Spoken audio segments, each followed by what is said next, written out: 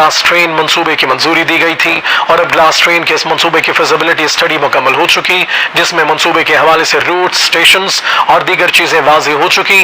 Glass train का मंसूबा यकीनन सयाहों और मकामी अफराद के लिए किसी ख्वाब से कम नहीं होगा। अवाम में अभी इसके रूट, स्टेशन, सफर का वक्त और दीगर मालूमात के हवाले से जानने के लिए दिलचस्पी भी पाई जा रही है।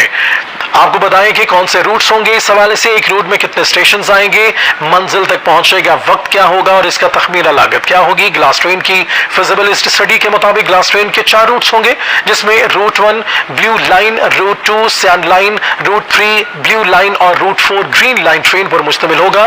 Root number 1 yellow line train पर मुश्तमिल होगा, जिसकी शुरुआत H9 मार्गला स्टेशन से होगी और इख्तिताम पिंडी पॉइंट से होगा और इस पूरे रूट में 11 स्टेशन शामिल होंगे। चूंकि ग्लास ट्रेन का यह रूट तकरीबन 47 किलोमीटर तवील है, ट्रेन इस रूट पर येलो ट्रेन सफर 47 मिनट 6 सेकंड में तय करेगी।